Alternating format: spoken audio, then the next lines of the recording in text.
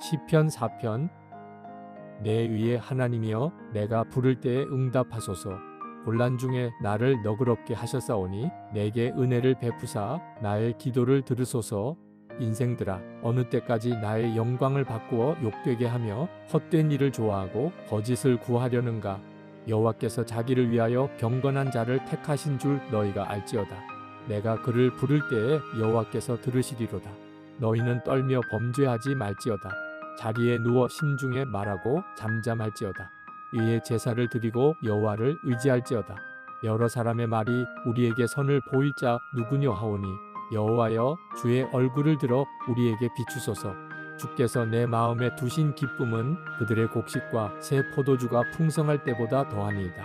내가 평안히 눕고 자기도 하리니 나를 안전히 살게 하시는 이는 오직 여호와이시니이다.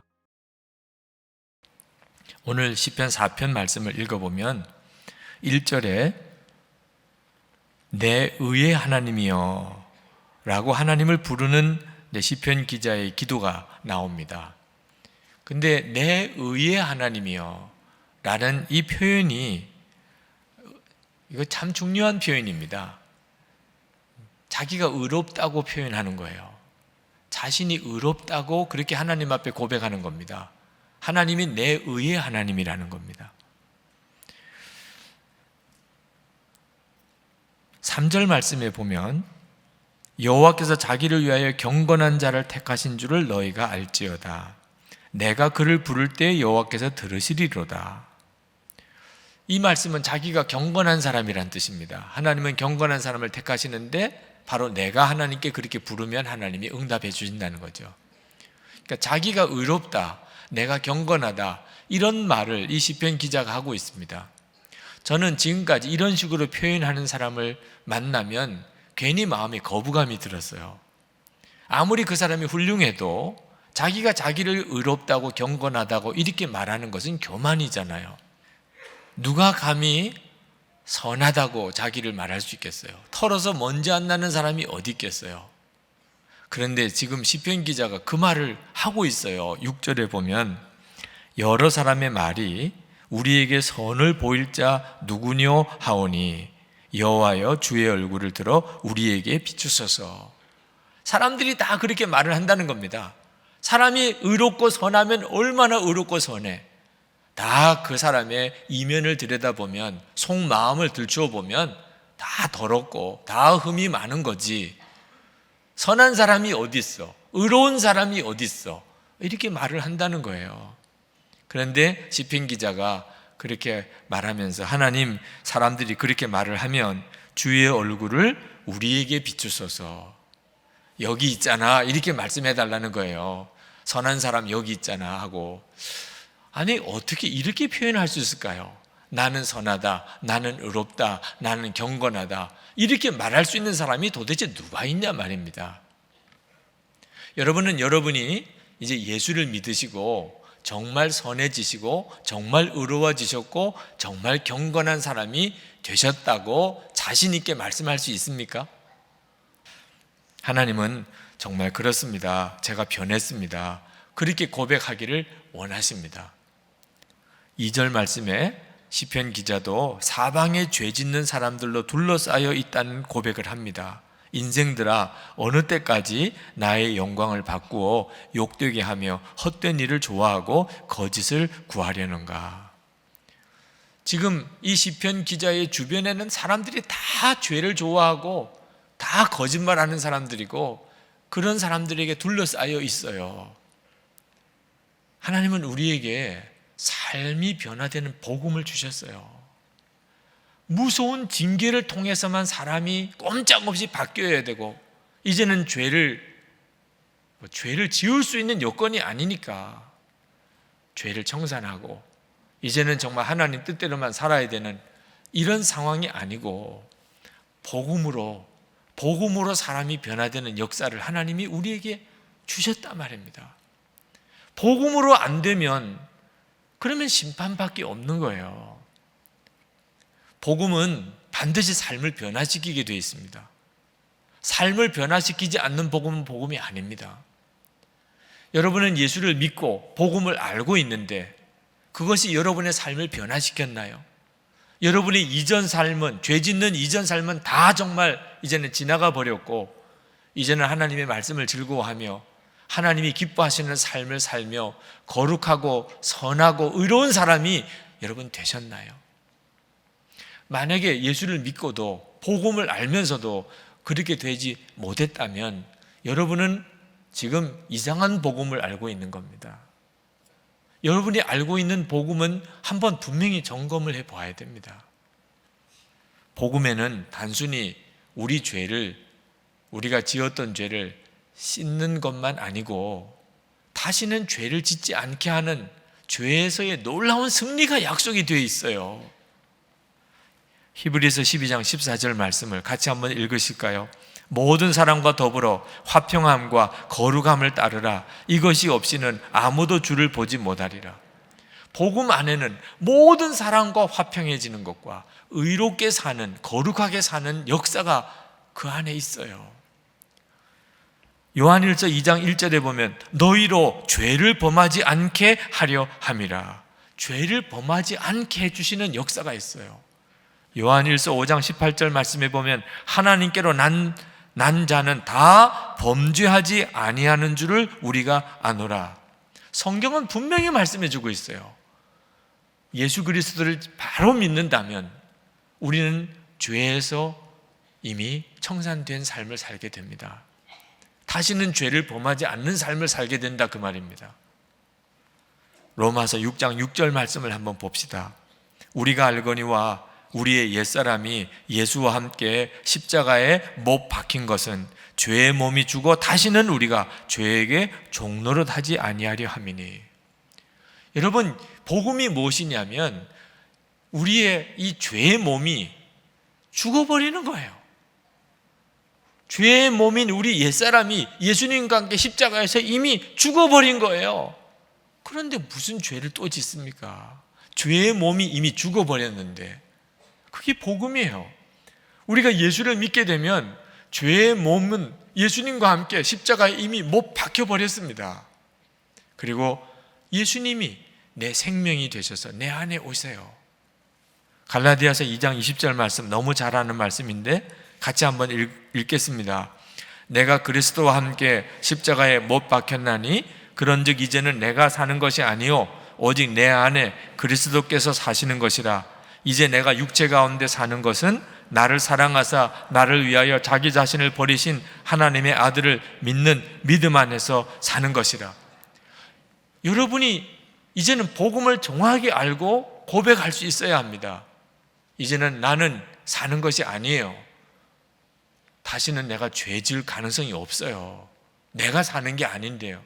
내 안에 예수님이 사시는 거예요. 이제는 내가 사는 것은 예수님을 믿는 믿음으로 사는 것뿐이에요. 예수님이 무슨 죄를 지을 수 있나요? 그러니 복음은 정말 우리에게 너무나 놀라운 도전을 하고 계십니다. 우리가 예수님을 진짜 믿으면 이제는 죄 짓는 생활은 다 끝났어요. 요한일서 5장 18절 말씀을 보시기 바랍니다. 하나님께로 나신 자가 우리를 지키심에 악한 자가 만지지도 못하느니라. 우리 안에 오신 예수님이 나를 지키시기 때문에 악한 자가 나를 만지지도 못한다는 거예요. 그래서 우리가 죄를 짓지 않는 줄을 안다는 거예요. 이것이 예수를 믿는 겁니다.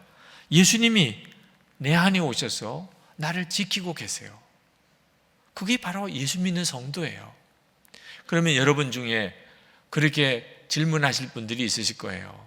내가 예수를 믿지만, 예수님 내 안에 계신 것 내가 알지만 왜 예수님은 내가 죄 지을 때 나를 지켜주지 않으시나요? 지켜주지 않으시는 게 아니고 주님이 아무것도 못하시고 계세요. 왜? 우리가 예수님이 진짜 내 마음에 와 계시다는 사실을 절대로 믿음으로 반응하지 않기 때문입니다. 예수님은 분명히 우리 안에 와 계세요.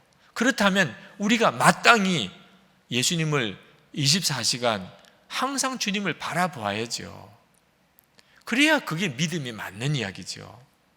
그런데 우리는 예수님이 내 안에 계시다고 하는 것을 믿는다고 하면서도 실제로는 아침부터 밤에 잘 때까지 예수님을 얼마나 생각하고 바라보고 사나요? 비참할 정도예요. 예수님 생각 전혀 하지도 않고 하루 종일 지나기도 해요. 예수님께서 내 마음을 지켜주시려면 반드시 우리가 믿음으로 주님을 바라봐야 됩니다. 예수님은 나와 함께 계세요. 그것을 언제나 잊어버리지 않아야 됩니다. 그러면 주의 놀라운 역사가 일어나요. 많은 그리스도인들이 죄를 짓고 그리고 즉시 회개하지 않습니다. 하루를 지나고 난 다음에도 몸은 씻어요. 샤워를 하고. 그러나 하루 중에 내가 마음으로 또는 말로 행동으로 하나님 앞에 잘못 살았던 것에 대해서는 회개할 생각을 하지 않고 그냥 자요. 요한일서 1장 9절 말씀에 보면 놀라운 말씀이 나옵니다. 만일 우리가 우리 죄를 자백하면 그는 미쁘시고 의로우사 우리 죄를 사하시며 우리를 모든 불의에서 깨끗하게 하실 것이요. 여러분, 도대체 무엇을 깨끗하게 해야 되는 거지요? 몸도 깨끗해야 되지요.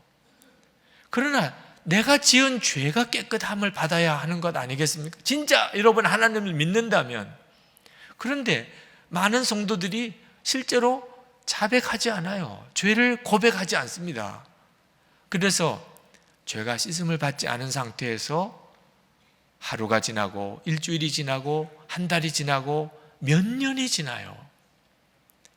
그러니 하나님이 살아계시다는 믿음 자체가 어떤 때는 다 사라져 버립니다. 영적으로 완전히 메말라져 버려요. 회개가 없는 삶, 그게 가장 심각한 문제예요. 근데 왜 회개가 없지요? 예수님이 나와 함께 계시다는 것을 실제로는 안 믿으니까 그런 거예요.